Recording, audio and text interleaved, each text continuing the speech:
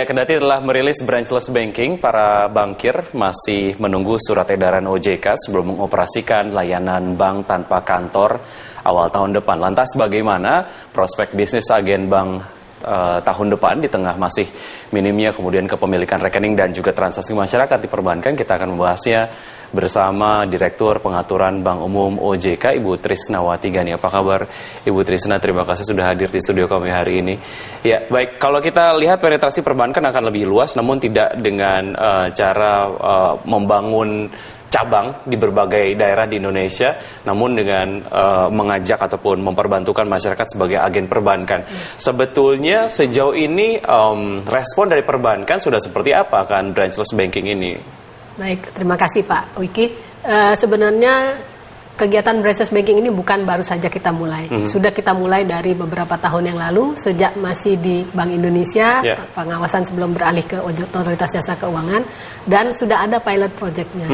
Jadi sebenarnya sudah ada bank-bank yang ikut dalam pilot project, dan sekarang sudah jelas ketentuannya dengan telah dikeluarkannya kebijakan Peraturan Otoritas Jasa Keuangan nomor 19 tanggal 18 November, dan mereka sudah merespon dengan positif sekali, karena setelah mereka melakukan pilot project, mereka akan segera bisa melaksanakan sekarang dengan sudah ada ketentuannya paling tidak mulai awal tahun depan ini. Oke, jadi sudah ada siap beberapa jalan bank gitu ya? Yang sudah siap menyatakan siap untuk segera memulai.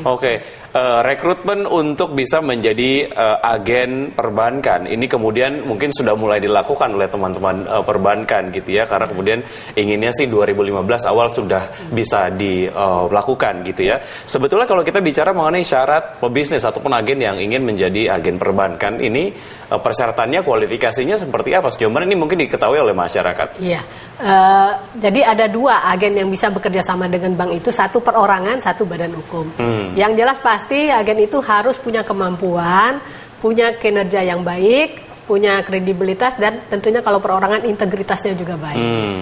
Kalau badan hukum ya kemampuannya itu bisa kemampuan keuangan dan juga SDM yang memadai. Kalau di sisi perorangan ya kemampuan dia untuk, karena ini tadi kan secara elektronik nantinya, tentunya paling tidak mereka tidak buta mengenai IT lah, paling tidak sedikit bisa menggunakan teknologi misalnya laptop atau HP gitu. Jadi seperti itu. Selain harus juga punya kemampuan keuangan yang cukup disesuaikan dengan kondisinya. Oke, ya, skema keagenan untuk menyasar desa-desa terpencil seperti apa skemanya sebenarnya, Bu Trisna?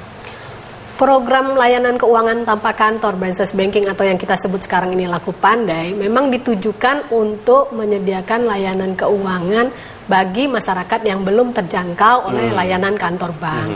Jadi bank diizinkan untuk bekerja sama dengan agen dalam rangka menyediakan produk bank itu di tempat-tempat yang belum terjangkau oleh layanan kantor bank. Jadi sebenarnya tujuan awalnya seperti itu. Kalaupun misalnya di dekat situ ada tempat kantor bank, tapi yang dijangkau adalah masyarakat yang belum terjangkau. Jadi misalnya di kota pun ada masyarakat kecil yang enggan sebenarnya masuk ke kantor bank.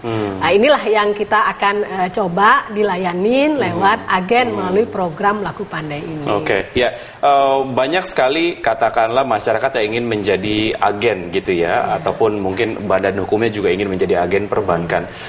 Namun satu pekerjaan rumah bagaimana kemudian meyakinkan masyarakat sebagai calon nasabah dari agen-agen ini supaya mereka bisa mempercayai calon-calon agennya. Sejauh mana OJK mendapatkan peran dalam hal ini, ataukah apakah ini kemudian menjadi satu tugas yang dilakukan oleh perbankan dan juga agen-agennya saja?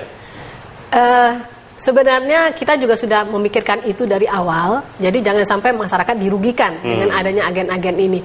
Maka kita sudah mengatur sedemikian rupa sehingga kinerja agen ataupun integritas agen itu tanggung jawab untuk bank. Maka itu bank harus melakukan fit and proper sebelum memilih agennya. Tadi fit and propernya atau due diligence-nya itu melihat selain integritasnya, kemampuan keuangannya, dan lain sebagainya. Dan satu lagi kan harus penduduk setempat di wilayah yang mau beroperasi. Jadi penduduk yang cukup dikenal oleh masyarakat dan tentunya sudah memantau dari misal minta masukan dulu sebelumnya dari masyarakat bagaimana terhadap kinerja orang ini, atau mungkin nasabahnya dia sebelumnya ataupun debiturnya dia, berarti kan bank sudah yakin. Dan yang lain lagi kita mengatakan bahwa agen itu harus diawasi oleh bank. Makanya dalam ketentuan itu dikatakan bahwa lokasi wilayah operasional agen harus dalam satu wilayah operasional dengan kantor bank terdekat. Jadi di dalam paling tidak dalam satu kabupaten ada kantor bank, atau kalau tidak ada di kabupaten itu, tetapi dicari kantor lain yang kira-kira bisa menjangkau untuk mengawasi selalu bentuk agen. Pengawasannya seperti apa? Kita akan lanjutkan setelah jeda berikut ini, Bu Trisna. Kami akan segera kembali, tetap di tempat Anda.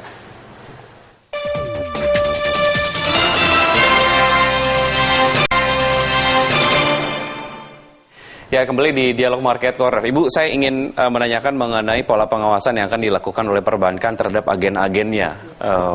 Sejauh mana ini juga kemudian diatur oleh OJK? Ya, untuk pengawasannya, kita memang serahkan kepada kebijakan bank, tapi kita memberikan pedoman.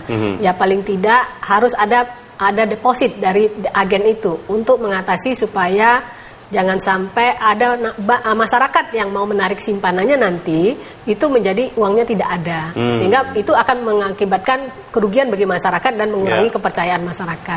Hal lain lagi adalah kita wajibkan bank itu melakukan kunjungan secara berkala, on the spot, untuk melihat bagaimana pelaksanaan kegiatan agen di tempatnya masing-masing.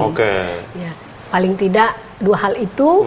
Kemudian kalau untuk transaksi kita wajibkan juga transaksi secara elektronik ada konfirmasi real time online kepada masyarakat. Kalau dia melalui HP, ya nanti dapat konfirmasi bahwa dia misalnya sudah melakukan penyetoran, konfirmasi dari melalui alat tadi, device tadi, bahwa setorannya sudah masuk.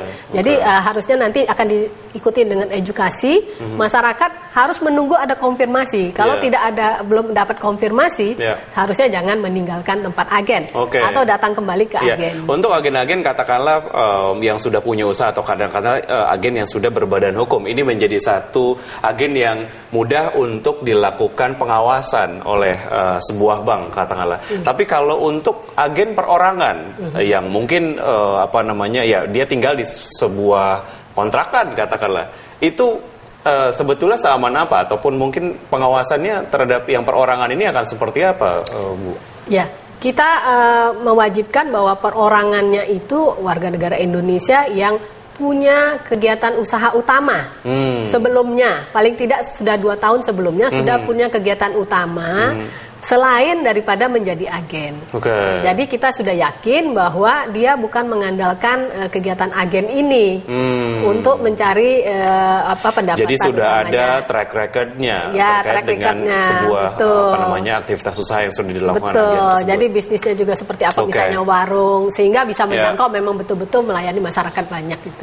Kita ke seberapa besar masyarakat sebagai calon nasabah dari agen-agen ini kemudian memiliki minat untuk akhirnya mempercayakan dana mereka kepada agen-agen ini, Bu Trisna, yang sejauh ini dilihat oleh OJK seperti apa?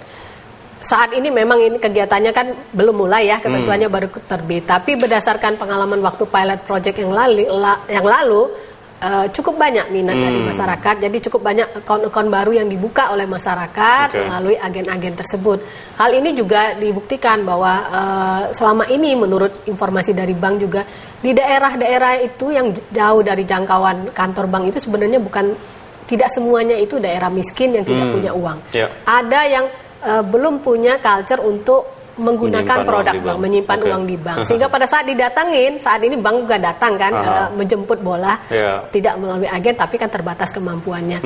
Itu ada yang menyimpan uang di rumahnya, di lemarinya sampai 100 juta. Artinya ini OJK dan juga teman-teman perbankan melihat ada satu kebutuhan di sana dan branchless banking menjawab kebutuhan tersebut. Ibu, terima kasih banyak, waktunya cukup singkat, namun kita kemudian akan melakukan perbincangan terkait dengan branchless banking ini di lain waktu. Terima kasih. Terima kasih sama-sama, Pak. Ya, pemirsa, Jakarta menggelar Indonesia Toy Game and Comic Convention 2014. Ikuti kemeriahannya setelah jeda berikut ini.